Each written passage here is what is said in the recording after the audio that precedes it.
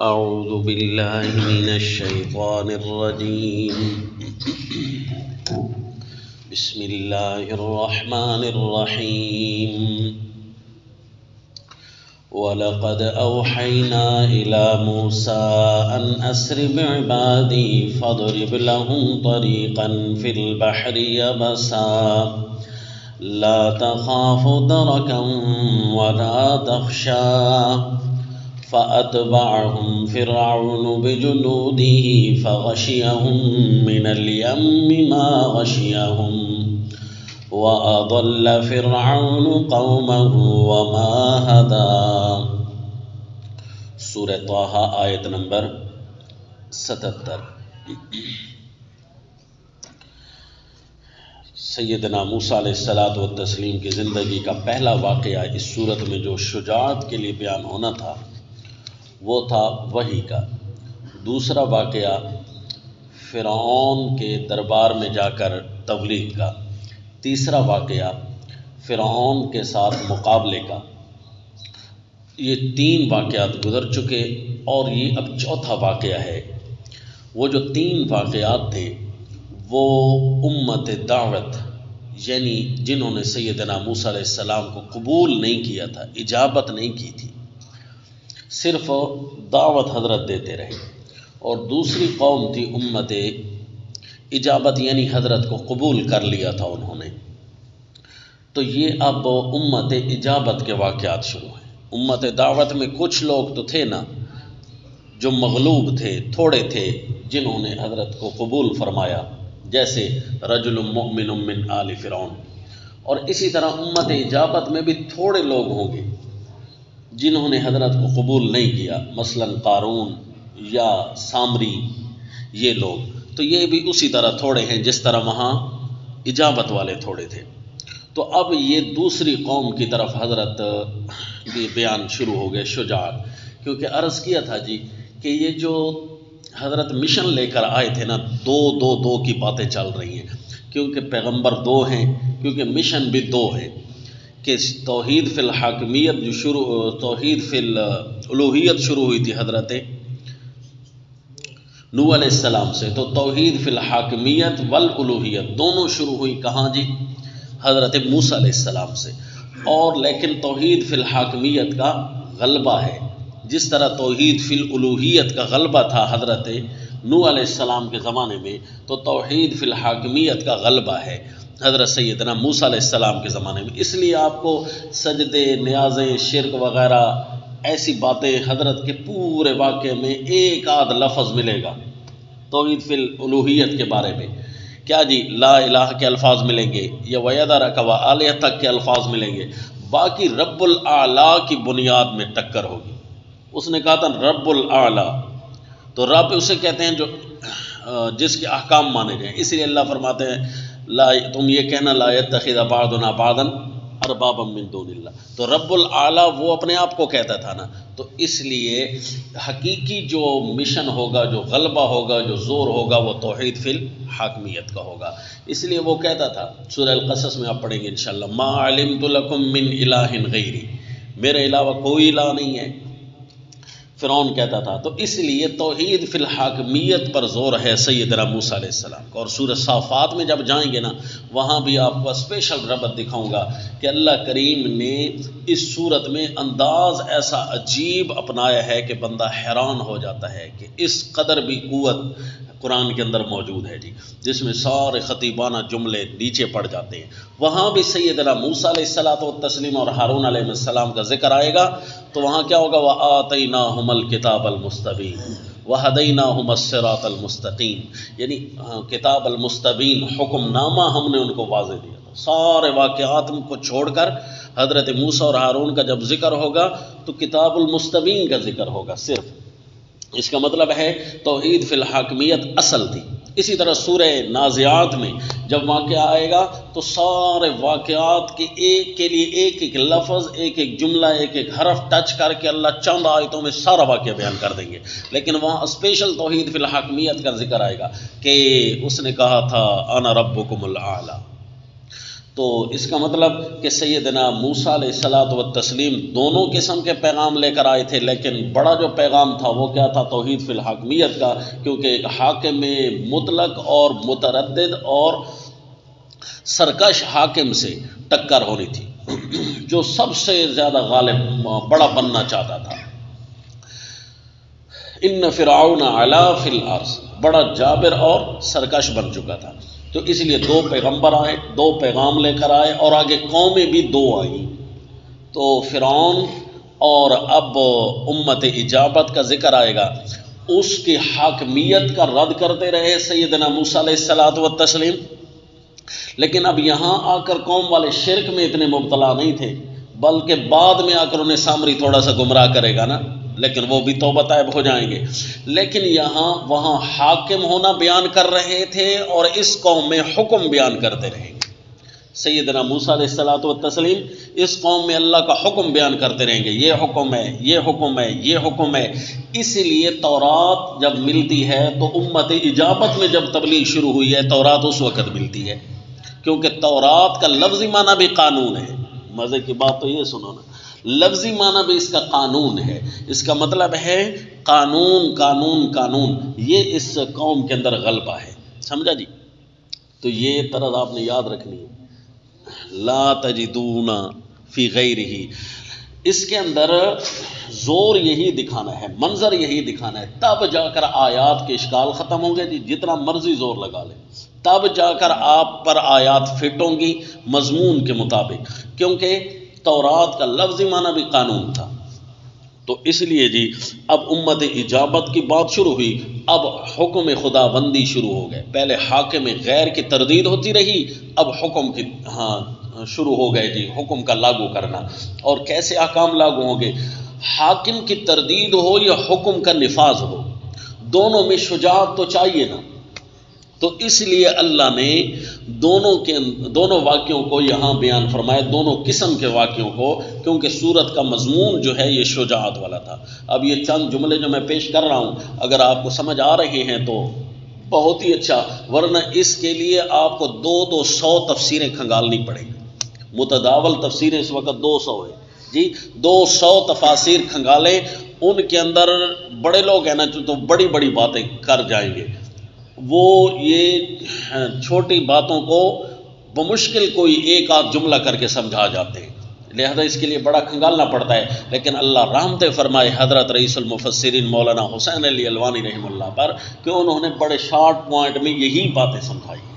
آ جاؤ جی، یہ عجیب اشکالات تھے قرآن پاک میں، اب یہ اشکالات ختم ہوتے جا رہے ہیں کہ ہر واقعہ ہر دفعہ بیان ہو رہا ہے، ہر دفعہ انداز مختلف کیوں ہے، ہر دفعہ ذائقہ مختلف کیوں ہے، الفاظ کے چناؤ میں تبدیلی کیوں ہے۔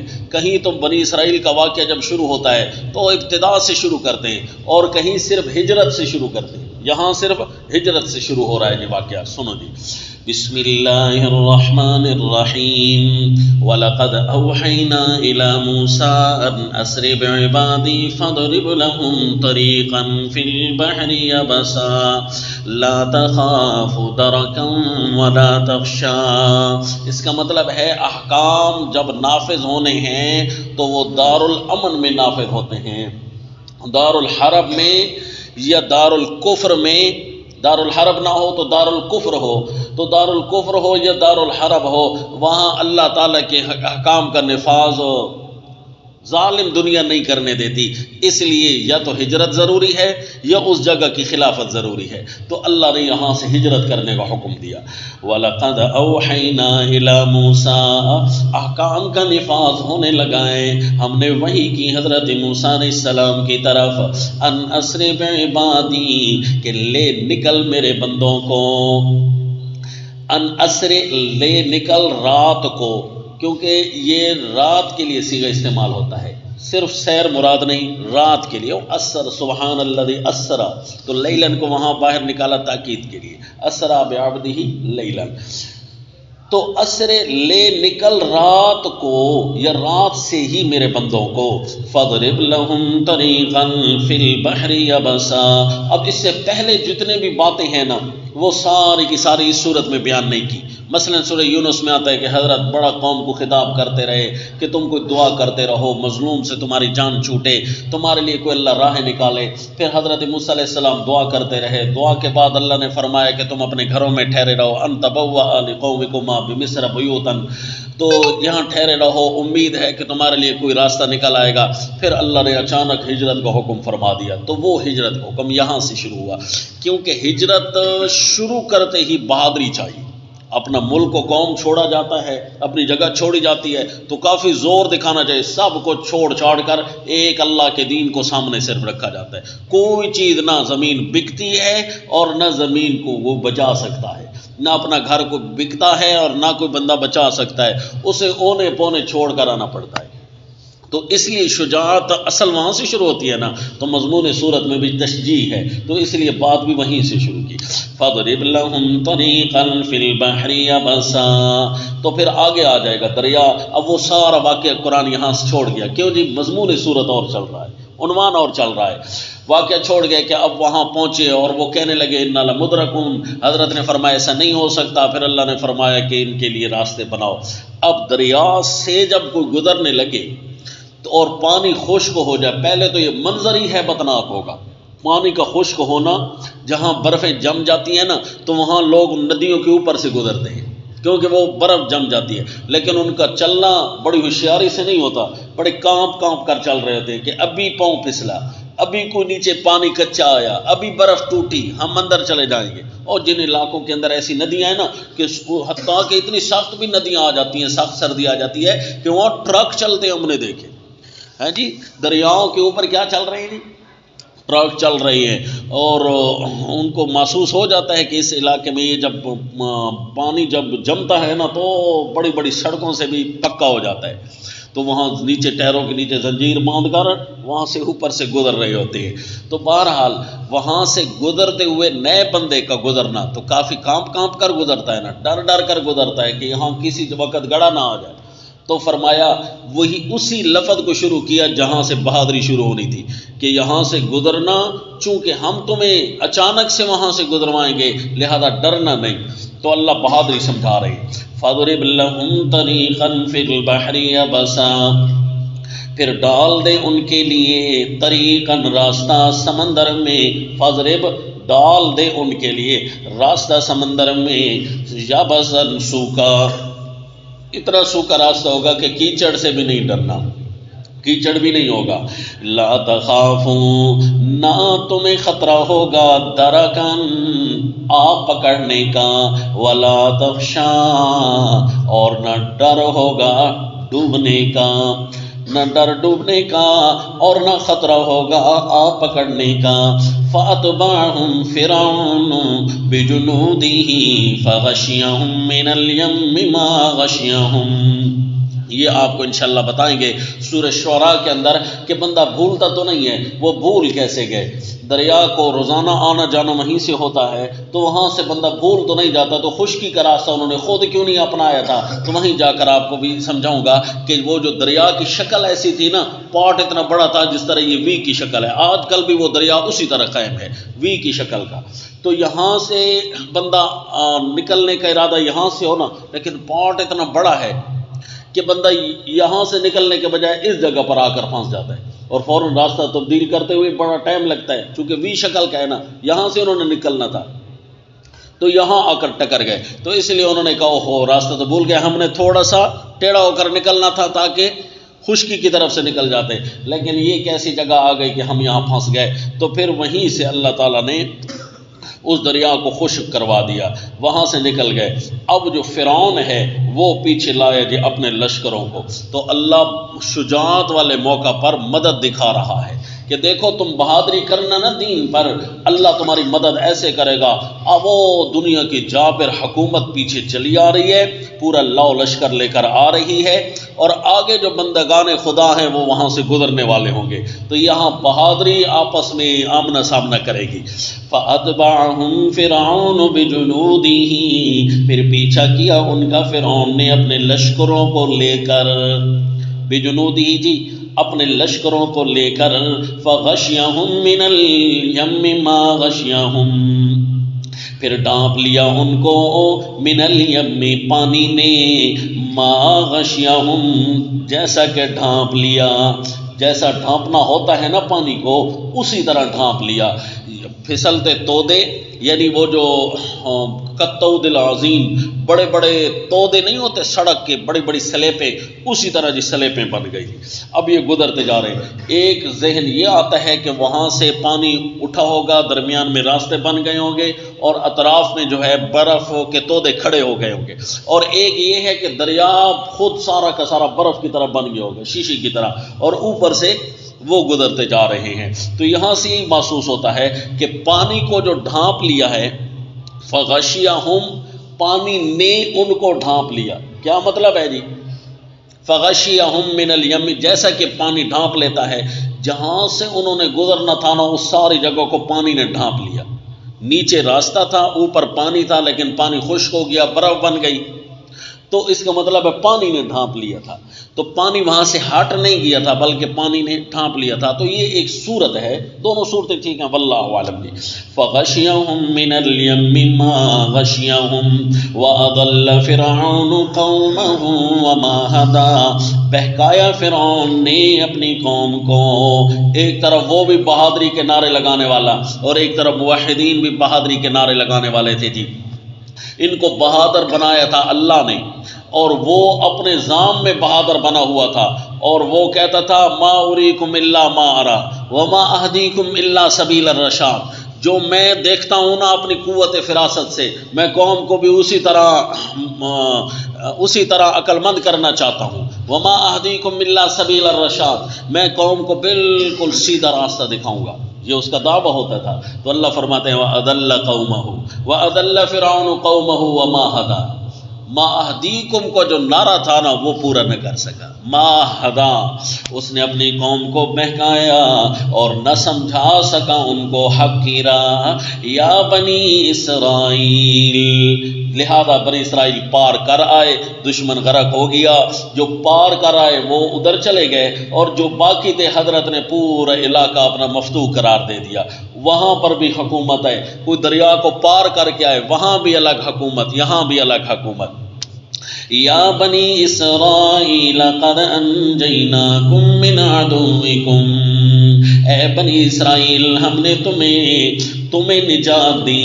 اب ذرا دیکھنا قرآن کا عجیب منظر ہے، جب حضرت موسیٰ علیہ السلام کو توحید کے بیان کے لیے بھیجا جا رہا تھا تو اللہ نے پہلے ان کو وعدے اور انعامات دکھائے اپنے، میں نے فلاں وقت بھی آپ کی مدد کی، وَلَقَدْ مَنَنَّا عَلَيْكَ مَرَّةً أُخْرَىٰ، فلاں وقت آپ کی مدد کرتا رہا۔ اسی طرح میں اللہ تمہیں کبھی اکیلا نہیں چھوڑوں گا، تم جاؤ جتنی جابر ظالم حکومت ہے اس کے ساتھ ٹکر۔ پہلے حضرت کو اللہ نے سمجھایا، اب قوم کو احکام دینے تھے نا، تو اب پہلے قوم کو بھی اللہ اسی طرح بہادر کر رہے ہیں، پہلے اللہ اسی طرح سمجھا رہے ہیں جس طرح حضرت موسیٰ علیہ السلام کو سمجھایا۔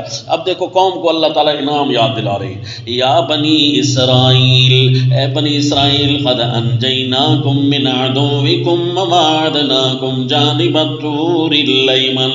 آپ کو بار بار اس لیے جگاتا ہوں کہ یہ وہ اشکال تھے جو کہ حل ہونے کا نام نہیں لے رہے تھے جی۔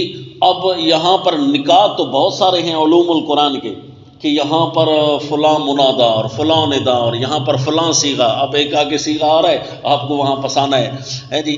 تو اسی طرح بہت سارے نکات ہیں، اگر وہ ہم علوم القرآن بیان کرتے ہیں تو بڑا ٹائم لگتا ہے۔ اس کے لیے ہم آپ کو کہہ دیتے ہیں تفسیر اتقان اٹھا لیں، جامع معنی ہے کچھ گزارا کرے گی، وہ پڑھ لینا، اس کے لیے پورا سال آپ کو پڑھنا ہوگا جی۔ جس طرح یہ اس کے ماہر بن کر آئے بیٹھے تفسیر اتقان کے، اتنے ماہر تو ہیں نا جی، خود ہنسی آ رہی، ماشاء اللہ، خوش ہو رہے ہیں نا۔ تو بھائی تفسیر اتقان میں نکات تھوڑے ہیں جی، اتنی زیادہ انواع مختلف۔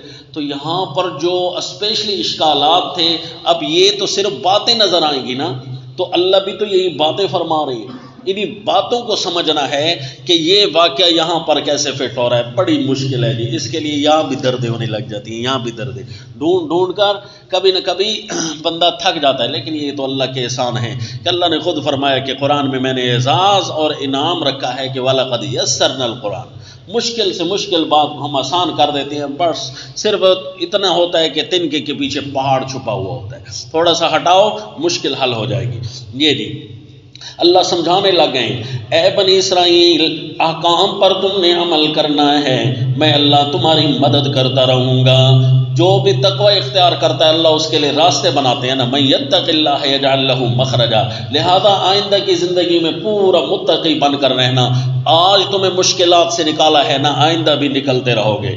قد انجیناکم من عدوکم، تمہیں ہم نے نجات دی ہے تمہارے دشمن سے۔ کتنا ظالم دشمن تھا، تمہیں وہ تاریخ دنیا یاد آتی ہوگی، وہ تمہیں سارے دن کے اجالے بھی تمہیں اندھیرے میں نظر آتے ہوں گے کہ یہ اندھیرے ہیں، یہ ہمارے لیے اجالے نہیں ہیں۔ اتنی درد کرب والی زندگی تھی۔ او نجیناہما وقومہما من الکرب العظیم، کچھ چھوٹی کرب نہیں تھی، ان کی مائیں بہنیں ان کی نہیں بچی تھی، ان کی اولادیں ان کی نہیں بچی تھی، سب پر فرعون کا آرڈر چلتا تھا۔ لا حول ولا قوت الا باللہ، بڑی ذلت والی زندگی تھی۔ تو فرمایا ہم نے ایسے دشمن سے تمہیں نجات دی، وَوَعَدْنَاكُمْ جَانِبَ الطُّورِ الْأَيْمَنِ، اور تمہیں ہم نے وعدہ دیا تھا جانب الطور الایمن، پہاڑ کی دہنی طرف، طور کی دہنی طرف ہم نے تمہیں وعدہ ٹھہرایا تھا۔ کیا وعدہ؟ کہ تمہیں تورات ملے گی۔ اب ما آجلک عن قومک یا موسیٰ جب آئے گا نا، ہم اولائی علی اثری، دوبارہ میں اسی کی طرف آپ کو لاؤں گا، ابھی صرف یہ دیکھنے دو کہ وواعدنا موسیٰ 30 لیلۃ تھا یا وواعدناکم تھا۔ وَوَعَدْنَاكُمْ جَانِبَ الطُّورِ الْأَيْمَنِ وَنَزَّلْنَا عَلَيْكُمُ الْمَنَّ وَالسَّلْوَىٰ، اور ہم نے اتارا تم پر من و سلوہ۔ چاہیے کیا ہوتا ہے؟ امن والی زندگی چاہیے ہوتی ہے، سیر ہونے کے لیے روزانہ خوراک چاہیے ہوتی ہے، یہی زندگی کے لیے ضروری ہوتی ہے۔ ہم نے تمہاری ساری زندگی اب پر امن کر دی ہے۔ کُلُوا مِن طَیِّبَاتِ مَا رَزَقْنَاکُمْ وَلَا تَطْغَوْا فِیہِ فَیَحِلَّ عَلَیکُمْ غَضَبِی، کھاؤ ستھری چیزیں، ما رزقناکم، جو ہم نے تمہیں دی ہیں، جو ہم نے تمہیں رزق دیا۔ چور بھی کہتا ہے اللہ نے رزق دیا ہے، ڈاکو کہتا ہے رزق اللہ نے جو دیا ہے، اس لیے رزق جو دیتا ہے وہ اللہ ہی دیتا ہے۔ تو اللہ فرماتا ہے رزق تو میں دیتا ہوں، صرف طریقہ طیب اپناؤ۔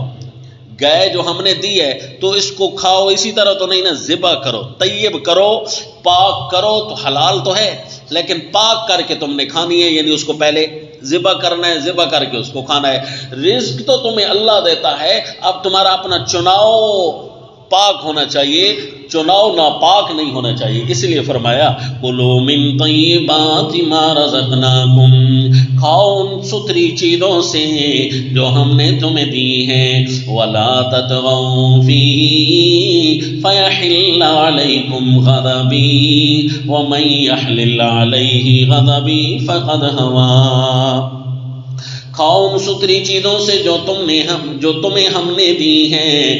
پچھلی زندگی کو دیکھتے ہوئے دھیان کرنا، فرعون کی طرح سرکش نہ بن جانا۔ انہو طغیٰ، وہ سرکش بن چکا تھا نا، ولا تطغوا فیہ، اسی طرح تم سرکش نہ بن جانا۔ اس نے طغیان کیا تھا، تم طغیان میں نہ آنا۔ ولا تطغوا فیہ، اگلی زندگی میں احکام پر عمل کرتے رہنا۔ اگر تم نے طغیان پر عمل کیا یعنی زیادتی کی، فیحل علیکم غضبی، پھر اترے گا تم پر میرا غصہ۔ اس لیے اللہ کا غصہ قوموں پر کیوں آتا ہے جی؟ کسی نہ کسی طرف سے نافرمانی ہوئی کھڑی ہوتی ہے۔ اس لیے حدیث میں آتا ہے کوئی جوتی کا تسمہ بھی ٹوٹے نا، اتنی بھی پریشانی آئے نا، تو فوراً بندہ پیچھے دیکھے۔ جوتے کے تسمہ کو حل تو کرنے پر بندہ لگ جاتا ہے، پیچھے دیکھے کہ مجھ سے زیادتی کون سی ہو گئی ہے، وہ غلطی تو ہو گئی ہے، کہیں یہ غضب کی صورت تو نہیں ہے۔ فَيَحِلَّ عَلَيْكُمْ غَضَبِي وَمَن يَحْلِلْ عَلَيْهِ غَضَبِي فَقَدْ هَوَىٰ، جس پر اترا میرا غصہ، فَقَدْ هَوَىٰ، تو پس وہ پٹکا گیا۔ یا پٹکا گیا لفظ آتا ہے، یہ ٹپکا گیا، دونوں لفظ ٹھیک آتے ہیں۔ یعنی جب فتردا کے اوپر بھی میں نے آپ کو یہی معنی لکھوایا تھا، یہاں پر بھی بس جس کو پر اللہ کا غصہ آیا بس وہ ٹپک گیا، مر گیا۔ وَإِنِّي لَغَفَّارٌ لِمَنْ تَابَ وَآمَنَ وَعَمِلَ صَالِحًا وَإِنِّي لَغَفَّار، اور یہ بھی خیال کرنا میں اللہ بڑی بخشش والا ہوں، میری بخشش بڑی ہے، بڑی بخشش والا ہوں۔ غفار کا لفظ لمن تابا، لیکن اس کے لیے جو آئے تو صحیح نہ رجوع کرنا، کس کو کہتے ہیں؟ جو آئے تو صحیح نہ توبہ تو کرے، رجوع تو کرے، توبہ پڑھے نہیں توبہ کرے، وہ کیا جی رجوع کرے۔ ایک توبہ پڑھنے کو استغفار کہتے ہیں، اس کو توبہ نہیں کہتے۔ جو ہم پڑھ رہے ہوتے ہیں نا کہ اللہ مجھے معاف کر، اللہ مجھے، یہ استغفار ہے، یہ توبہ نہیں ہے۔ توبہ اس کو کہتے ہیں کہ دوبارہ انہی قدموں پر واپس لوٹ آئے، یہ توبہ ہے۔ تو بندہ استغفار کرے اور توبہ نہ کرے، استغفار میں اور توبہ میں فرق ہے۔ تو استغفار کا نام اگر توبہ رکھ دیا گیا تو سمجھو یہ بھی شیطان کا دھوکہ ہے کہ اللہ مجھے بس معاف کر دے، اب میں نے توبہ کر لی ہے۔ نہ جی نہ، ابھی تو استغفار کیا ہے۔ استغفار کے الگ فائدے ہیں لیکن توبہ کے الگ فائدے ہیں۔ واپس لوٹ آنا، فتاب علیہ، اللہ نے حضرت آدم علیہ السلام پر رجوع کیا۔ کیا مطلب تھا؟ کہ اللہ نے ان کو وہی زندگی دی جو پہلے تھی، پہلے رضا والی زندگی تھی نا، اللہ نے توبہ کی۔ کیا مطلب؟ اللہ نے رجوع کیا۔ تو جو اللہ کی طرف رجوع کرے اللہ اس پر رجوع کرتا ہے جی۔ اب اللہ نے استغفار تو نہیں کیا، توبہ کا معنی استغفار نہیں، اس لیے فرمایا غفار ہوں، لیکن اس کے لیے جو لوٹے صحیح، ہمارے پاس دوبارہ آئے صحیح، بس اپنی آنے والی زندگی کی طرف آ جائے، جو زندگی ہم نے دی تھی اسے۔ اگر اس زندگی کی پٹڑی سے اتر چکا تھا تو دوبارہ پھر اسی پٹڑی پر آ جائے تو تب یہ توبہ ہے۔ وَإِنِّي لَغَفَّارٌ لِمَنْ تَابَ وَآمَنَ وَعَمِلَ صَالِحًا، اور توبہ رجوع اس وقت کرنا چاہیے جب گناہ کی طاقت ہو۔ در جوانی توبہ کردن شیوہ پیغمبریز، وقت پیری گرگ ظالم می شود پرہیزگار۔ بڑھاپے کے وقت تو شعر بھی کہتا ہے کہ آئندہ سے میں بھی شکار نہیں کروں گا، کیونکہ اب ہو ہی نہیں سکتا۔ لہذا توبہ کرنی اس وقت ہے جب گناہ کی طاقت تھی۔ وَإِنِّي لَغَفَّارٌ لِمَنْ تَابَ وَآمَنَ وَعَمِلَ صَالِحًا، واپس آئے کیسے؟ ایمان لائے، یعنی عقائد اپنائے صحیح، وَعَمِلَ صَالِحًا، اور عمل کرے اچھے۔ اچھے عمل کون سے ہوتے ہیں جی؟ جو سنت کے مطابق ہو۔ ہر اچھا عمل اس وقت اچھا بنتا ہے جب وہ سنت کے مطابق ہو۔ مثلا دیکھو نا، درود شریف اب اچھا کام ہے، لیکن اب نماز میں سورۃ الفاتحہ کی جگہ درود شریف بندہ پڑھ لے تو اچھا رہے گا؟ نہیں نا۔ تو اس لیے ہر اچھا کام وہ ہے جو سنت کے مطابق ہو۔ اس لیے صالحاً جب بھی آئے گا تو ہم معنی کرنے ہوں گے نا سنت کے مطابق، تو آپ سمجھ لینا وَعَمِلَ صَالِحًا، اور عمل کرے سنت کے مطابق، ثُمَّ اهْتَدَىٰ، پھر راہ پر رہے، ہدایت پا کر پھر اسی راہ پر رہے بھی صحیح۔ ایسا نہ ہو کہ کبھی اور جگہ بھی منہ مارتا پھرے، ایسا نہ کرے۔ ثم اهْتَدَىٰ، پھر راہ پر بھی رہے۔ اس لیے بھائی یومیہ حساب اپنا لگانا چاہیے کہ فرض کرو آج مجھے ورقہ دے دیا جائے، آج اپنے نمبر لگاؤ، کتنے تم راہ حق پر ہو، تو میں کتنے نمبر لگاؤں گا؟ نماز میری کتنی ہے، اخلاق میرا کتنا ہے، زبان میری کیسے چلی، نظر میری کیسی ہے، تو میں اپنے نمبر جب لگاؤں گا تو مجھے کتنے نمبر؟ بس جی اگر بندہ مطمئن ہو اور 100 نمبر لگانا چاہے نا، یا 99 نمبر لگانا چاہے، تو پھر اس کا مطلب ہے وہ خود اپنے اندر ٹھیک ہے، اپنے آپ کو تو وہ سمجھ رہا ہے۔ لیکن جب خود اپنے اوپر اطمینان نہ ہو، لوگوں کو تو بندہ کہتے پھر میں حاجی نمازی ہوں، لیکن خود پر اطمینان نہ ہو تو اس کا مطلب ہے اتنا ہدایت سے ہٹا ہوا ہے۔ ثم اهْتَدَىٰ، یومیہ ہدایت پر رہنا ہے جی۔ ثم اهْتَدَىٰ، اب آگے جی حضرت موسیٰ علیہ السلام کو جو اللہ نے وعدہ دیا تھا کہ آپ نے تورات اور قانون لے کر جانا ہے قوم کے پاس، اب آ جاؤ کوہ طور پر، وہیں تمہیں ایک قانون دوں گا۔ اب عجیب بات ہے جی، رسول اللہ صلی اللہ علیہ وسلم کو کتاب مل رہی ہے گھر میں آ کر، اور سیدنا موسیٰ علیہ السلام کو تورات مل رہی ہے کوہ طور پر۔ آخر یہ کیوں؟ بھائی قدرت کے احکام بہت ہی حکمت والے ہوتے ہیں، ساری حکمتوں کو تو بندہ نہیں پا سکتا، اس کو علم الاسرار کہتے ہیں جی۔ تو علم الاسرار کی حقیقت کچھ احکام کے اللہ نے دی ہے اور کچھ اللہ نے نہیں دی، تو خواہ مخواہ بندہ ان کو اپنے لیے سوچ تو سکتا ہے لیکن اس کے اوپر فقط ذہن بند کر کے نہیں بیٹھنا چاہیے، بلکہ اللہ کی حکمت وسیع ہوگی۔ یہاں ذہن میں یہ بات آتی ہے کہ عین ممکن ہے جی قانون جو ملنا تھا تو قانون کا ملنا بھی قانون کے ساتھ تھا کہ اس کے لیے ہم ایک قانون بناتے ہیں، قانون ملنے کے لیے ایک قانون بناتے ہیں کہ وہاں آنا ہوگا، تو یہ گویا قانون کی پریکٹس تھی کہ وہاں آؤ، ڈسپلن پر عمل کرنا، قانون پر چلنے کا نام ہی احکام ہوگا۔ تو گویا یہ آنا اور جانا یہ اللہ تعالیٰ ان کی پریکٹس کروا رہے تھے کہ کس طرح احکام پر عمل کرنا ہے۔ میں اللہ وہاں بھی دے سکتا ہوں، ہر جگہ قادر ہوں، لیکن وہاں آنا ہوگا، تابع ہیں جی، جس طرح کہو گے اسی طرح کریں گے۔ تو احکام اسی کو کہتے ہیں، عمل کرنا اسی کو کہتے ہیں۔ قانون ملنا تھا وہ بھی ایک قانون بنا کر، تو لہذا وہاں اللہ نے بلایا تو حضرت موسیٰ علیہ السلام الغرض پہنچ گئے جی۔ وما آجل، جیسے پہنچے سوال ہوتا ہے وما آجلک عن قومک یا موسیٰ، کیوں جلدی کی آپ نے اپنی قوم سے اے موسیٰ۔ اب یہاں پر دو معنی یاد رکھنا جی، ما آجلک عن قومک، آپ نے کیوں جلدی کی، یعنی ایک وقت جو ہم نے مقرر کیا تھا فلاں دن تک آپ نے آ جانا ہے، اس سے بھی آپ پہلے آ گئے۔ ما آجلک، کیوں جلدی کی، ایک معنی۔ یا دوسرا معنی یہ ہے کہ قوم بھی آ رہی ہے اور آپ ان کے آگے آگے جلدی کیوں پہنچ گئے، کیونکہ طریقہ یہ ہونا چاہیے کہ قوم کا جو رئیس ہے، قوم کا جو اگوان ہے، وہ ان کو ہر لحظہ ان کی رہنمائی کرتے آئے۔ اس لیے سیدنا لوط علیہ السلام کو اللہ نے ہجرت کے موقع پر طریقہ سمجھایا تھا وَاتَّبِعْ أَدْبَارَهُمْ، کہ آپ نے اپنی قوم کے پیچھے پیچھے آنا ہے، ان ساروں کو باہر نکالو، وَاتَّبِعْ أَدْبَارَهُمْ، اور آپ نے ان کے پیچھے نکلنا ہے اور ان کو سمجھاتے آنا ہے بھائی کوئی بھی پیچھے نہ جائے، وَلَا يَلْتَفِتْ مِنْكُمْ أَحَدٌ، کوئی بھی پیچھے نہ جائے۔ تو ایک طریقہ تھا۔ تو حضرت موسیٰ علیہ الصلوۃ والتسلیم کے ساتھ اگر قوم آ رہی تھی اور آپ آگے آ گئے ان سے پہلے، قوم ابھی پیچھے آ رہی تھی، تو وہاں سوال ہوا ما آجلک، کیوں جلدی کی۔ اور اگر قوم نہیں آ رہی تھی، قوم وہیں تھی، تو یہاں پر ما آجلک کا سوال کیا ہوگا جی، کہ آپ وقت سے پہلے کیوں آ گئے، ما آجلک کا سوال ہوتا ہے جی۔ تو یہاں پر اللہ تعالیٰ کو پتہ ہے نا، جس طرح کہ ما تلک بیمینک میں پتہ تھا کہ ہاتھ میں کیا ہے، تو یہاں پر بھی اللہ کو تو پتہ ہے نا کیوں جلدی کی ہے، ان کو اپنی شوق ہے یہاں آنے کی۔ تو اللہ تعالیٰ اگلی بات سمجھانے کے لیے یہ سوال کر رہے تھے تاکہ ان کو سمجھ خوب آئے، جس طرح ما تلک بیمینک میں اگلی بات سمجھانے کے لیے سوال کیا۔ تو حضرت نے فرمایا اب یہ معنی آپ کو بتاتا ہوں جی، اس پر کافی خلجان ہے، لیکن اس خلجان میں آپ کو انشاءاللہ چٹکی سے نکالیں گے جی۔ جو تفسیر قرآن پڑھنے والے مفسرین بننے کا جن کو شوق ہے نا، وہی ان کے لیے معنی ہے۔ قال هم اولائی علی اثری، اللہ وہ آ رہے ہیں میرے پیچھے، شیخ الہند کا معنی جی، وہ آ رہے ہیں میرے پیچھے۔ اس کا مطلب ہے کہ حضرت کے ساتھ قوم بھی تھی، حضرت کے ساتھ قوم بھی تھی، اور قوم اب کون سی ہو سکتی ہے جی؟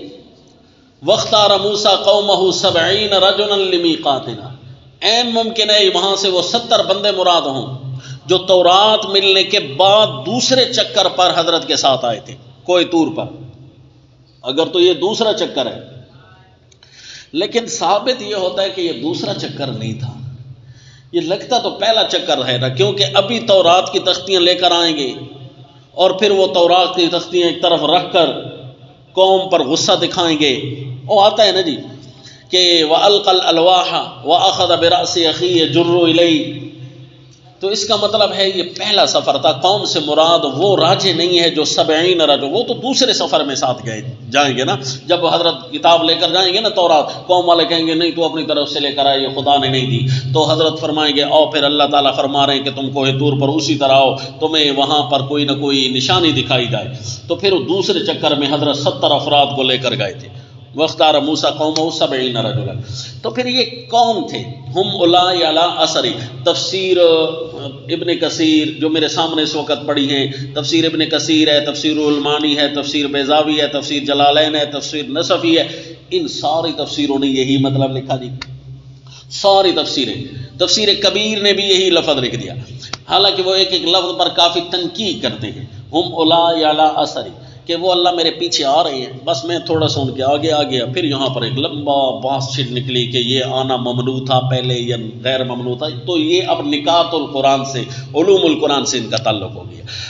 تفسیر کے لیے جو ضروری ہے وہ آپ کو میں سمجھاتا ہوں کہ ہم اولائی علی اثری کا معنی کہ اللہ وہ میرے پیچھے آ رہے ہیں، بس وہ بھی پہنچنے والے ہیں اور میں بھی آ گیا ہوں. تو اس کا مطلب ہے کہ ما آجل آپ متعین ہو گیا کہ ما آجل کان قومی کا یا موسیٰ، کہ آپ تھوڑا ان سے جلدی کیوں آئے، آپ کو بھی اسی طرح پیچھے رہنا تھا. یہ تھا جس طرح حضرت لوط علیہ السلام کو حکم ہوتا ہے واتبع ادبارہ.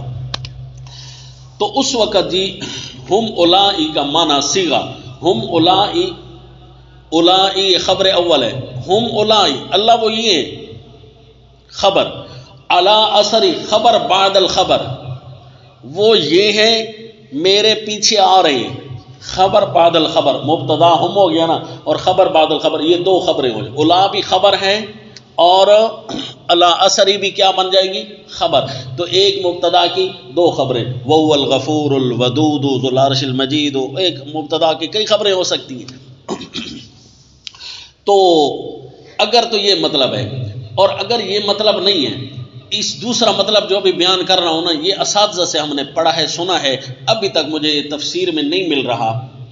لیکن تفسیر کبیر کے اندر امام فخر الدین الرازی الشافعی رحمہ اللہ، ان کی تفسیر سے ایک جملہ کوفیوں کا مذہب بیان کرتے ہوئے، نحوی کوفیوں کا، وہاں ایک جملہ مل گیا ہے اس قسم کا کہ دوسرا مطلب کیا ہے، ہم اولائی علی اثری، اللہ وہ، اولائی صلہ ہے، اسم موصول ہے، اور علی اثری اس کا صلہ ہے، صلہ موصول مل کر ایک ہی خبر بنے گے.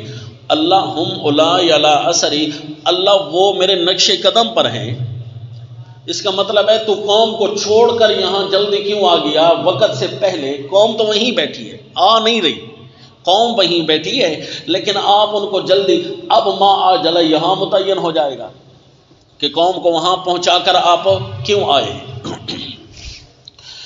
وہاں چھوڑ کر آپ کیوں جلدی آ گئے. تو وہاں فرمایا اللہ ہم اولائی علی اثری، اللہ وہ جو ہے نا ایسی حالت پر ہیں، صلہ موصول استعمال کیا، وہ ایسی حالت پر ہیں جو میرے نقش قدم پر چلنے والی حالت ہے، جو میں احکام ان کو تا حال تک دے کر آیا ہوں نا، اور میرا بھائی ہارون بھی ان کے پاس موجود ہے اور ان کو باقاعدہ سمجھاتا رہے گا. میں جو ان کو جلدی چھوڑ کر آیا ہوں وہ غلطی میری نہیں ہے، بلکہ میں ان کا پورا انتظام کر کے آیا ہوں. دین احکام پر ان کو جتنے حکم موجود تھے اتنے احکام پر میں انہیں پہنچایا ہوں. تو ہم اولائی علی اثری، اب یہ مطلب باقاعدہ کسی نے نہیں بیان کیا، لیکن ہمارے اساتذہ اسی پر زور دے رہے تھے، کیونکہ راجع معنی تفاسیر سے اشکال نکالنے والا یہی لگتا ہے. اچھا جی، تو ہم اولائی علی اثری، کہ وہ اپنے نقش قدم، میرے نقش قدم پر ہیں جو میں ان کو پہنچا دے کر آیا ہوں. اور اگلی بات بھی پھر اس کی تائید میں لگتی ہے، اللہ فرماتے ہیں نہیں وہ آپ کے نقش قدم پر نہیں ہے، ان کو سامری نے گمراہ کر رکھا ہے. تو یہ اصل میں یہ بات سمجھانے کے لیے، تو اب یہ دل مطمئن ہو گیا کہ واقعی جی معنی یہی تھا کہ وہ پیچھے سامری نے ان کو گمراہ کر رکھا ہے. تو ہم اولائی علی اثری، جنہوں نے پہلا معنی بیان کیا نا، تو وہ کہتے تھے کہ حضرت کے ساتھ قوم نے بھی آنا ہے، کیونکہ اسی صورت میں ان کے ایسی بات کا ذکر آیا، اور اسی صورت میں وَوَاعَدْنَاكُمْ جانب الطور الایمن، کہ ہم نے تمہارے ساتھ وعدہ کیا. اس کا مطلب ہے تم نے بھی آنا تھا. جبکہ سورہ الاعراف میں ہے کہ صرف موسیٰ علیہ السلام سے وعدہ ہوا تھا نا، وَوَاعَدْنَا مُوسَىٰ 30 لَيْلًا. تو حضرت موسیٰ علیہ الصلوۃ والتسلیم کے ساتھ جو وعدہ ہے، تو اس کا مطلب ہے وہ قوم کے ساتھ وعدہ ہے نا.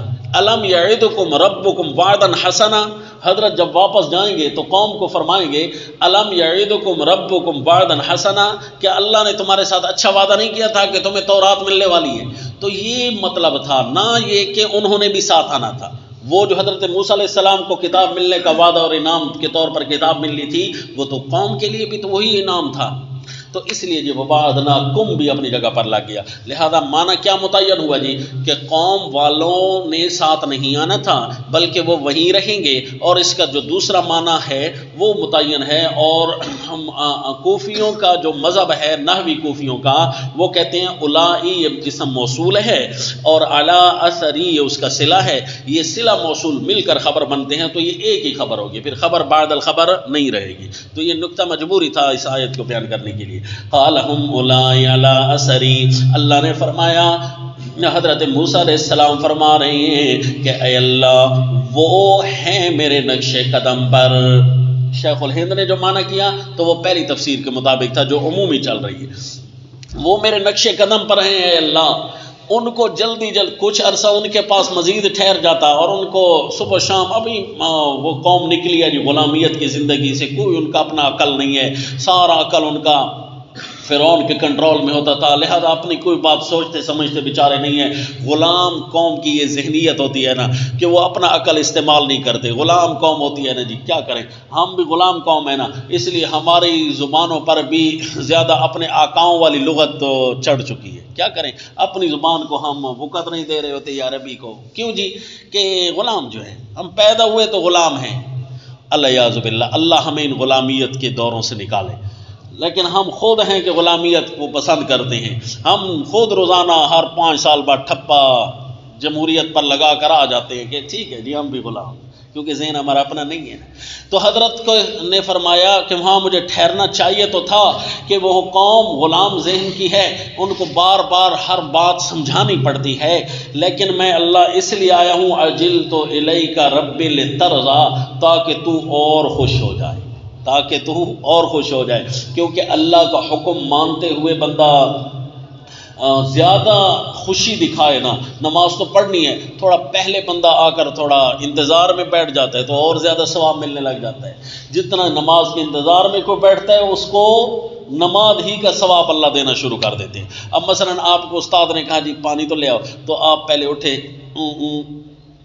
پھر آپ نے کہا جی پھر آپ گلاس میں پئیں گے کہ کٹورے میں، تو پھر استاد بوجھل ہو جائے گا. وہ کہے گا بس بہتر تو یہ ہے کہ جو میں خود ہی پی لوں، کیونکہ اتنا مجھے انٹرویو دینے کے بعد پانی ملے گا. تو ایک بندے کو کہتے ہیں آپ کو والدین نے کہا جی فلاں کام کرو، اور آپ خوشی سے بھاگ پڑے، تو اس کا مطلب ہے کہ آپ نے ان کی ایکسٹرا الفت بھی حاصل کر لی، الگ سی محبت بھی حاصل کر لی ہے کہ دیکھو بھائی اس کو کام کہتا ہوں یہ کہنے سے پہلے پورا کر دیتا ہے. تو اس لیے حضرت موسیٰ علیہ السلام نے فرمایا اللہ میں نے جلدی کی تاکہ آپ راضی ہو جائیں، خوش ہو جائے. وَعَجِلْتُ إِلَيْكَ رَبِّ لِتَرْضَىٰ، اے اللہ میں اس لیے جلدی آیا ہوں تاکہ تو راضی ہو جائے. تو اللہ نے پھر اس سوال کا مطلب سمجھایا کہ میں نے پوچھا اس لیے میرے پیغمبر، آپ کی بات تو ٹھیک ہے لیکن آپ کے بعد تھوڑا موقع مل گیا ہے نا، حضرت ہارون علیہ الصلوۃ والتسلیم اکیلے ہو گئے ہیں نا، تو اب شیطان کو تھوڑا موقع مل گیا کہ اب میں کشتی اچھی کر لوں گا، اب میں اس قوم کو گمراہ کر سکتا ہوں کہ ایک طرف سے روکنے والا موجود ہوگا حضرت ہارون علیہ السلام، دوسری طرف ان کے ساتھ بھائی نہیں ہوں گے جو ایک دوسرے کے مددگار روزانہ بنے رہتے ہیں. آج تھوڑا میدان، تھوڑا وقفہ مجھے مل گیا ہے، خالی مل گیا میدان، تو لہذا میں ان کو گمراہ کرنا چاہتا ہوں. تھوڑا جلدی آپ نہ آتے نا تو اس کو اتنا موقع نہ ملتا. قال فإنا قد فتنا قومك من بعدك وأضلهم السامريون. فرمایا ہم نے کہ ہم نے اس قوم کو آزمائش میں ڈال دیا ہے آپ کے بعد. ان کی ہم آزمائش کر رہے ہیں کہ وہ آپ جو ان کو بچا کر فرعون سے لے کر آئے یہ اللہ کا احسان مانتے ہیں کہ نہیں مانتے. وَأَضَلَّهُمُ السَّامِرِي، اور ان کو سامری نے گمراہ کر دیا ہے. تو پہلا جھٹکا امتحان کو ان پر آ گیا. ہم نے جو ان کو سمجھا کر بھیجا تھا نا، دھیان کرنا، طغیان نہ کرنا، بس پہلا جھٹکا آپ کے بعد ان کو ذرا دینا مقصود تھا کہ تاکہ سنبھل جائیں، اسی طرح گمراہیاں آئیں گی. تو اللہ تعالیٰ شجاعت کے باب میں یہ واقعہ اس لیے بیان کر رہے ہیں کہ سامری جیسے بے ایمانوں سے، سرکاری ملاؤں سے، علماء سوء، احبار و رہبان جو تمہارے ارد گرد بیٹھے ہیں ان سے ہوشیار رہنا. جی وہ تمہارے جذبات سے کھیلیں گے. ان کو پتہ ہے نا سامری کو کہ ان کو اب خدا کی بڑی محبت آ گئی ہے کہ ان کو خدا نے فرعون سے نجات دیا اور بڑی انتظاروں میں بیٹھے ہیں کہ اللہ کتاب دینے والے ہیں، تو بڑی چاہت ہے، بڑے جذبے ان کے، تو ان کے جذبات سے کھیلیں، ان کو ایک شو پیس خدا بنا کر دکھاتا ہوں. تو اس قسم کے جو لوگ ہوں گے نا، تھرڈ کلاس ملا ہوں گے، سرکاری مولوی ہوں گے، یا علماء سوء، گندے مولوی، احبار و رہبان، امت کے جھوٹے اگوان، وہ تمہیں بات بات پر گمراہ کریں گے. بہادری دکھانا، ہوشیار رہنا. تو اللہ نے یہ واقعہ دیا دی. وَأَضَلَّهُمُ السَّامِرِي، ان کو بہکایا ہے سامری نے. فَرَجَعَ مُوسَىٰ إِلَىٰ قَوْمِهِ غَضْبَانَ أَسِفًا. اب تورات لے کر حضرت موسیٰ علیہ السلام واپس لوٹے اپنی قوم کے پاس، غضبانہ، غصے میں بھرے ہوئے، آصفا، افسوس کرتے ہوئے، ہے کاش ان کو اتنا بھی میں موقع نہ دیتا. قال یا قومی الم یعدکم ربکم وعدا حسنا. وَأَلْقَى الْأَلْوَاحَ، تختی ایک طرف رکھ دی. اب وہ جملہ اللہ نے یہاں نہیں بیان کیا، وہ سورہ الاعراف میں مضمون کے مطابق آئے گا. یہاں صرف باب شجاعت بیان ہو رہا ہے تو اس لیے وہ جملہ یہاں زائد تھا، وہ جملہ یہاں بیان نہیں کیا. اچھا جی، وہاں ہے کہ جیسے ہی تختیاں رکھی نا تو اپنے بھائی کے سر سے پکڑ لیا. پہلا خطاب اپنے بھائی کے ساتھ کیا اور ان کو مارنے لگے نا تو انہوں نے معذرت کر لی، بتا دیا کہ جو ہے نا اصل معاملہ کیا بنا تھا آپ کے بعد. تو یہاں لگتا ہے کہ قوم کو پہلے خطاب کیا. فرجع موسیٰ الی قومی غضبان آصفا قال یا قومی الم یعدکم ربکم وعدا حسنا. اور اس کے بعد ہے کہ اپنے بھائی کو جا کر کچھ کہا. پہلا خطاب اب قوم کو کیا تھا یا پہلا خطاب اپنے بھائی کو کیا تھا؟ تو بھائی دونوں خطاب جیسے بھی ہونا اللہ مضمون صورت کے مطابق اس کو بیان کرتے ہیں. یہاں چونکہ شجاعت دکھانے مقصود ہے نا کہ جب علماء سو علاقے میں گمراہی پھیلائیں تو بہادری سے پہلے اس نقطے کو نمٹایا جائے. تو اس لیے شجاعت کے باب میں پہلے وہ بات بیان کی جو کہ اس صورت کے مضمون کے مطابق ضروری تھی، اس لیے پہلے قوم کا خطاب سامنے کیا. حضرت اب 3 خطاب فرمائیں گے، ایک خطاب قوم کو، ایک سامری کو، اور ایک اپنے بھائی سیدنا ہارون علیہ السلام کو. 3 خطاب تھے تو یہ پہلا خطاب دی. قال یا قومی الم یعدکم، قال یا قومی، قال یا ہارون، قال فما خطبک یا سامری. یہ تینوں خطاب کے ساتھ لگے گا. یا قومی، اے میری قوم والو، الم یعدکم ربکم وعدا حسنا، کیا تمہارے ساتھ تمہارے رب نے اچھا وعدہ نہیں کر دیا تھا؟ افطال علیکم العہد ام اردتم ان یحل علیکم غضب من ربکم، کیا تم پر مدت کوئی لمبی ہو گئی تھی؟ اتنی زیادہ کو میں دوری پر چلا گیا تھا، بہت زیادہ تمہیں تو چھوڑ کر نہیں آیا تھا، تھوڑا سا موقع تمہیں کیا ملا کہ تم گمراہ ہو گئے. الم یعدکم ربکم وعدا حسنا افطال علیکم العہد ام اردتم ان یحل علیکم غضب من ربکم، یا تمہاری چاہت یہ ہوئی کہ تمہارے اوپر تمہارے رب کا غصہ اترے، جس طرح اللہ پہلے تمہیں وحی بھیج چکے ہیں کہ اگر طغیان کیا تو میں غصہ اپنا بھیج دوں گا. وَلَا تَطْغَوْا فِيهِ فَيَحِلَّ عَلَيْكُمْ غَضَبِي، اللہ پہلے سمجھا چکے ہیں. کیا تم اسی ایک پیغام کو الٹ کرنا چاہتے ہو؟ تمہیں شوق ہے کہ اللہ کا غضب ہمارے اوپر آئے؟ اردتم ان یحل علیکم غضب من ربکم، یا تم نے چاہا کہ اترے تمہارے اوپر غضب تمہارے رب کا. فاخلفتم موعدی، اس لیے تم نے خلاف کیا میرے وعدے کا. قالوا ما اخلفنا موعدک بملکنا، اب قوم کا عذر دی، کہنے لگے ہم نے نہیں خلاف کیا تیرے وعدے کا، بملکنا، اپنے اختیار سے. ہم تو چاہ رہے تھے کہ ہم بڑا نیک کام کر رہے ہیں، خدا ڈھونڈ رہے ہیں، ہمیں کیا پتہ تھا کہ یہ ہمارا اختیار اصل میں سلب ہو چکا تھا، کیونکہ ہماری حالت یہ ہو چکی ہے کہ ہمیں جو جس طرف لگائے ہم بھیڑ بکریوں کی طرح انہی کے پیچھے چل پڑتے ہیں، کیونکہ ہم اپنا دماغ استعمال کرنے والی قوم، آزاد قوم نہیں تھے نا. ابھی آپ ہمیں آزادی سکھا رہے ہیں کہ اپنا ذہن استعمال کرو، اپنا ذہن استعمال کرو. غلام قوم کو جگانا یہ بھی بہت بڑا مسئلہ ہوتا ہے. تو لہذا ہمیں اپنا اختیار نہیں استعمال ہم کر سکے. ہمیں اس نے کہا نا کہ یہ ہے تمہارا رب. وَلَكِنَّا حُمِّلْنَا أَوْزَارًا مِّن زِينَةِ الْقَوْمِ، لیکن ہم نے اٹھوایا گیا تھا ہم سے بھاری بوجھ قوم کی زینت کا، یعنی قوم کی زینت کا ہمیں بھاری بوجھ اٹھوایا گیا. اب وہ اس سے کیا مطلب ہے اللہ تعالیٰ نے نہیں بتایا، البتہ اس سے اشارہ ملتا ہے کہ زینت القوم کا بوجھ ہم سے اٹھوایا گیا تھا، کہ قوم کی جو زینت کا ساز و سامان تھا جتنا بھی تھا وہ جو ہم اٹھا کر لائے تھے، سونا چاندی جو ان کا اپنا ہو یا فرعونیوں کا انہوں نے اٹھایا ہو، دونوں ٹھیک ہیں. کیوں جی فرعونیوں کا جتنا بھی مال تھا وہ اٹھا لینا کچھ چوری اس لیے نہیں بنتا تھا کہ سارا ٹیکس انہی کا تھا، تو لہذا انہوں نے کہا کہ سارا مال جو ہمارا ہے تو اب خوب کر کے ہم اس کو استعمال کریں. تو براہ راست چوری اس کو نہیں کہتے کیونکہ اپنا حق واپس لیا جا رہا ہے. نہیں سمجھے؟ ہاں دھیان کرنا ہے. آپ ٹیکسوں کی وجہ سے بجلی چوری نہ کرنے لگ جانا. کیوں جی اس کا بوجھ پھر ان پر نہیں پڑے گا، یہ پھر وہ محلے پر پورا کر کے دے دیں گے. لہذا یہ بجلی چوری کرنا اس میں صحیح نہیں ہوتا.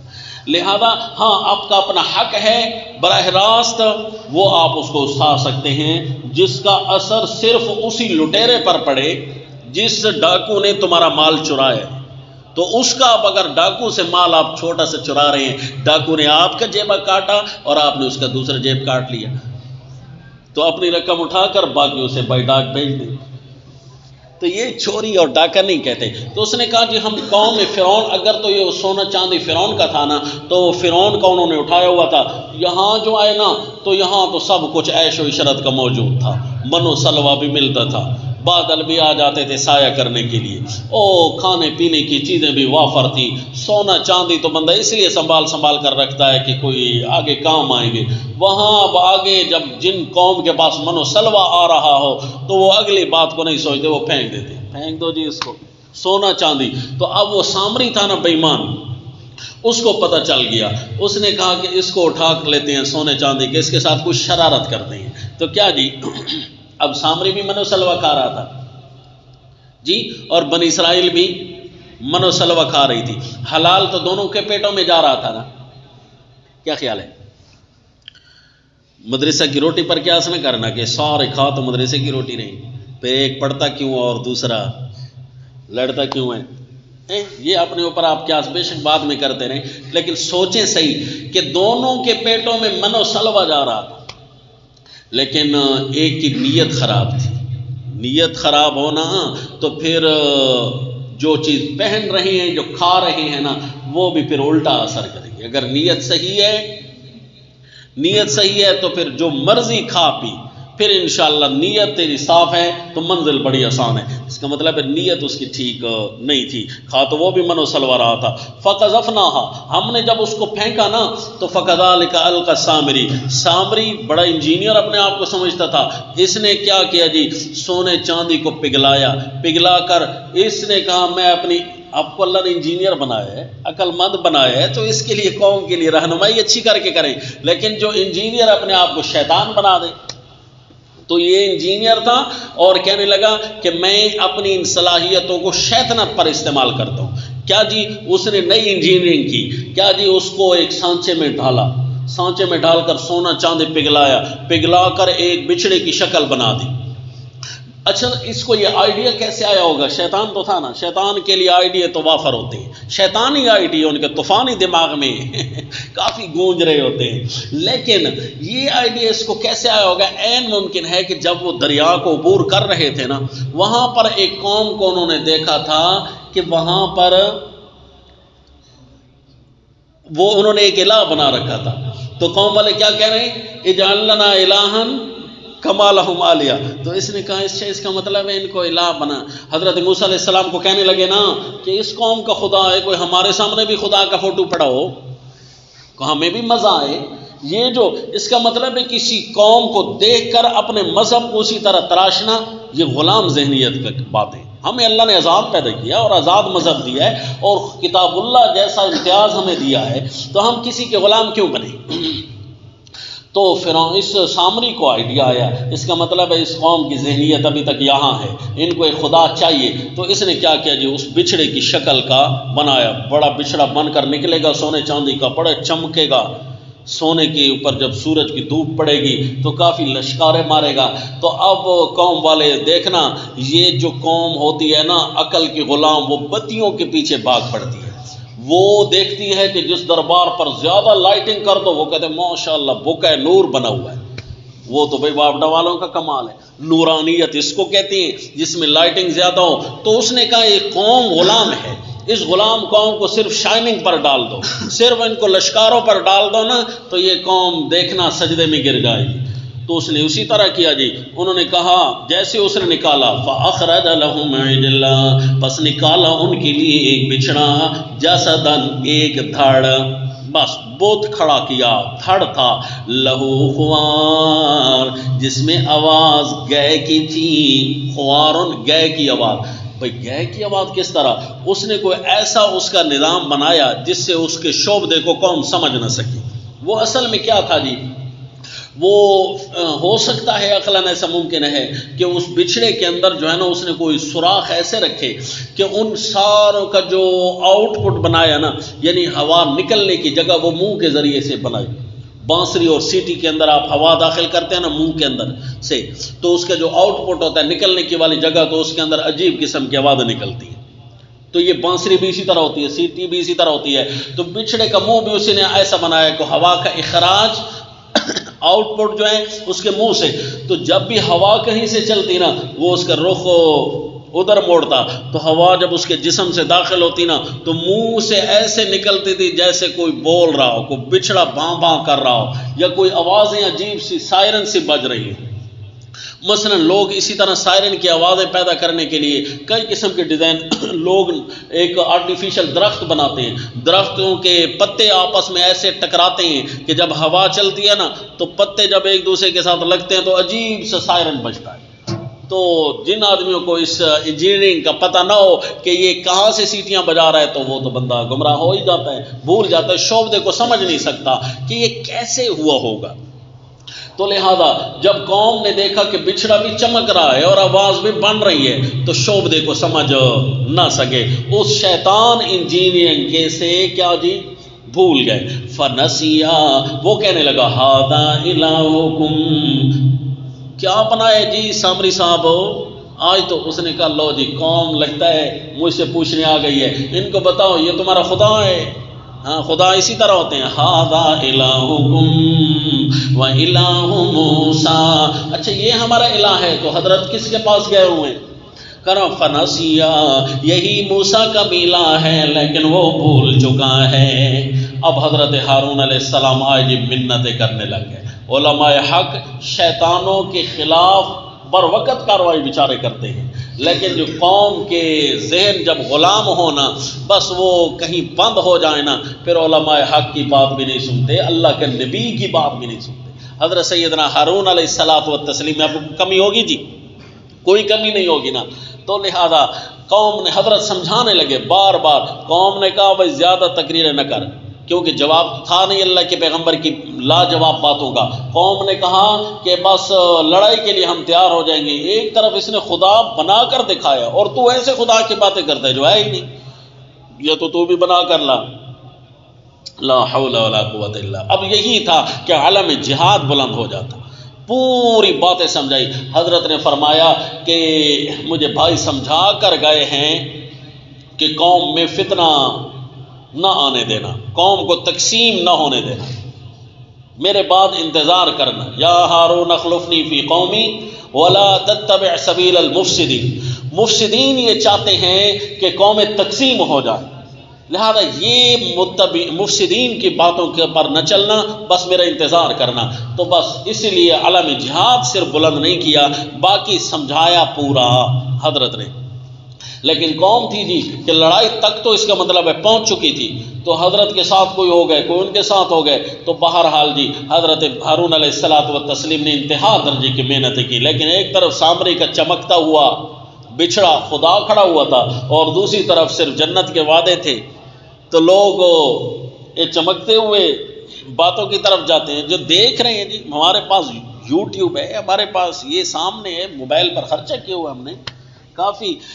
یہ چیزیں جو نظر آ رہی ہیں اور بھائی جو دیکھ رہا ہوتا ہے وہ نہیں ہوتا. حقیقت میں کچھ راز ایسے ہیں جو چھپے ہوتے ہیں. جس طرح آج کل ہمارے اردو خان طبقے بیچارے کو روایات دکھا کر، بخاری مسلم کی روایات دکھا کر لوگ اپنے اوٹ پٹنگ مقاصد نکالتے ہیں، حالانکہ ان بیچاروں کو اتنے بھی نہیں سمجھ آ رہی ہوتی. حالانکہ بڑے لکھے عقل مند لوگ ہوتے ہیں، آفیسرز ہوتے ہیں، چنگے بھلے جو ہے نا ہائی کوالیفائڈ لوگ ہوتے ہیں، لیکن وہ بیچارے صرف اتنی بات، چھوٹی سی بات سمجھنی ہے. اتنی سی بات ہے کہ یہ جو متن کے پیچھے جو سند لکھی ہوئی ہے اس کی حیثیت کوئی ہے کہ نہیں ہے؟ محدث اپنا سارا کا سارا زور اس سند پر دکھا رہا ہے، اس کے اندر وہ فیصلہ دے رہا ہے کہ اس متن کی کیا حیثیت ہے، اس متن سے کیا نکلے گا۔ ایک ایک روایت بخاری میں فرض کرو 6 دفعہ آئی ہے، 27 بار بھی روایتیں آئی ہیں، ایک قسم کی روایت کتنی بار ہے؟ 27 بار بھی آتی ہے۔ تو آخر محدث جو متن مختلف انداز میں بیان کر رہے ہوتے ہیں، وہ جو سند ساتھ لگا رہے ہو تو صرف شو پیس ہوتا ہے، وہ صرف چمکانے کے لیے ساتھ رکھی ہے، سٹائلش بنانے کے لیے ساتھ رکھی ہے، نہیں، اس کے اندر سارا زور صرف ہوا پڑا ہے۔ اس کا مطلب ہے تمہیں اردو کی عبارتوں کا ترجمہ دکھا کر لوگ گمراہ کریں گے، چھوٹی سی بات صرف ان سے یہی پوچھ لو نا، ان کا سارا زندگی کی محنتیں ضائع ہو جائیں گی شیطانوں کی، ان سے صرف چھوٹی سی بات پوچھنا، جس طرح اللہ یہاں بھی فرما رہے ہیں، صرف سامری سے چھوٹا سا پوچھ لیتے نا، مسئلہ حل ہو جاتا۔ اسی طرح سامری جیسے علماء سو جب آ کر تمہیں گمراہ کرنے لگے روایتوں سے، چھوٹا سا سوال ان سے کرنا کہ یہ جو روایت لکھی ہوئی ہے ذرا اس پر کوئی ڈاکٹریٹ آپ کی ہے کہ نہیں ہے، اس پر کوئی زور دکھا سکتے ہو کہ نہیں، اس سند کے اندر فلاں راوی کے کیا حال ہوتا ہے، فلاں جب فلاں سے روایت کرتا ہے تو اس وقت کیا حکم ہے، فلاں راوی جب فلاں سے روایت کرتا ہے تو اس وقت اس کا کیا حکم ہے، اور فلاں راوی جب احکام بیان کرتا ہے تو اس وقت کیا ہوتا ہے، جب وہ فضائل کی گفتگو کرتا ہے تو اس وقت اس کی کیا حیثیت ہے۔ کہیں مغازی میں کوئی راوی چلتا ہے، کوئی احکام میں چلتا ہے، کوئی فضائل میں چلتا ہے، ہر ایک کی اپنی اپنی کیٹیگریاں ہیں، جرح کی بھی 6 پاورز ہیں، اور اسی طرح تعدیل کے بھی 6 درجے ہیں، 12 درجے تو یہ ہیں، پھر طبقات کی 12 قسمیں ہیں، طبقات اور روات کی 12 قسمیں ہیں، وہ ساری ان سے اوجھل ہوتی ہیں، اور یہ کہتے ہیں بس یہ بات بڑی چنگی لگ رہی ہے، بات میں بڑا وزن ہے، اس کے بیان میں سٹائل جو ہے نا، واہ واہ کیا کہنے کا سٹائل ہے۔ اس طرح کوئی ہمارا مولوی ہے جو یہ سٹائل چھوڑ سکتا ہو جی، تو پھر یوں امت گمراہ ہو جاتی ہے۔ اللہ فرماتے چھوٹی سی بات پوچھ لیتے نا سامری سے تو سامری کی سارا دربار اس کا نیچے گرتا۔ سامری کو کہتے حضرت سامری صاحب یہ بتائیں کہ چلو بچڑا بھاں بھاں تو کر رہا ہے، لیکن یہ الہ اگر ہوتا تو صرف مخصوص اوقات میں یہ بھاں بھاں کیوں کرتا ہے؟ الہ تو وہ ہوتا ہے جب اسے پکارا جائے تو جواب دے، یہ چھوٹی سی بات پوچھ لیتے، تو جب تم اس سے پکارتے ہو کہ ہمیں بارش دے، ہمیں فلاں دے، اس وقت تو یہ نہیں بولتا، یہ مخصوص اوقات میں بولتے۔ چھوٹی سی بات تم نہیں سمجھ سکے، ذرا سی بات پوچھ لیتے، سامری مذہب سارا دھڑام سے نیچے گر جاتا۔ یہی اللہ فرماتے ہیں بڑا ابھار کر، افلا یرون، افلا یہ حروف ہو بڑے بھلا کیوں نہیں ابھار رہے ہیں، تحزیز کر رہے ہیں، کیوں نہیں تم نے اتنا دیکھا، قوم والوں گمراہ ہو رہے ہو، افلا یرون بھلا کیوں نہیں دیکھا انہوں نے، اللہ یہ اللہ کا مرکب نہیں ہے، ورنہ ہوتا اللہ یرجع، یہ ہے اللہ یرجعو، تو یہ حروف تندیم ہے، کیا ہے جی حرف تندیم، یعنی ندامت دلا رہے ہیں اللہ یرجعو۔ اتنی بھی تمہیں بات سمجھ نہیں آئی کہ یہ نہیں لوٹا سکتا کوئی بات، کسی بات کا جواب تو نہیں دے سکتا، اللہ یرجع الیہم قولا، اتنا بھی تم نے نہیں سوچا کہ یہ کسی بات کا جواب تو نہیں دیتا، ولا یملک لہم ضررا ولا نفعا، اتنا تو سوچ لیتے کہ کسی نقصان ہٹانے کا مالک ہے تو کیسے، کسی نفع لے آنے کا مالک ہے تو کیسے۔ ہاں بھئی یہ کیسے ہم سوچتے، بھئی اتنا تو سوچ لیتے نا، نفع نقصان کا مالک نہیں ہے، کیوں جی جب یہ پیدا نہیں ہوا تھا تو اس وقت بھی تو نفع نقصان چل رہا تھا نا، تو اس وقت کون تھا نفع نقصان کا مالک ہے؟ ہمارے استاد فرماتے ہیں نا کہ ایک تسبیح لادے ہوئے، موٹی موٹی منڈکوں والی تسبیح لادے ہوئے بس میں داخل ہوا ایک بندہ، اور اس نے کہا جی میں پیر شیر ہوں، تو کنڈکٹر نے کرایہ مانگا، اس نے کہا ہیں مجھ سے کرایہ مانگتا ہے، میری وجہ سے تو بارشیں آ رہی ہیں۔ اس کو کوئی یہ تو نہیں کہتا تھا کہ پھر آپ بسوں کے کیوں محتاج ہو گئے ہیں، ایسے پیروں کے، او موٹی تسبیحوں والا شوف۔ تو پھر اس کو استادوں نے فرمایا کہ وہ کنڈکٹر بیچارہ تھا، کانپ گیا کہ ہاں ٹھیک ہے جی آپ کی وجہ سے بارشیں آ رہی ہوگی، ٹھیک ہے، تو بیچارہ وہ چپ کر کے چلا گیا۔ تو استادوں نے اس کو کو نہیں ماری، پیر صاحب یہ بتاؤ جب آپ پیدا نہیں ہوئے تھے تو اس وقت بارشیں کون دے رہا تھا؟ لگتا ہے تو بھابھی ہے جی، افلا یرجع الیہ، سمجھے کہ نہیں سمجھے؟ ہاں جی، ولا یملک لہم ضرا ولا نفع، جب یہ سامری صاحب نے جب نہیں بنایا تھا تو اس وقت نفع نقصان کا مالک کون تھا؟ فرعون سے کس نے بچایا تھا؟ دریا سے کس نے عبور کروایا تھا؟ روزانہ من و سلوہ کون دے رہا ہے؟ یہ تو ابھی بنائے، اس کو تو ابھی سامری نے بنایا ہے۔ ولا یملک لہم ضرا ولا نفعا ولقد قال لهم هارون من قبل یا قوم۔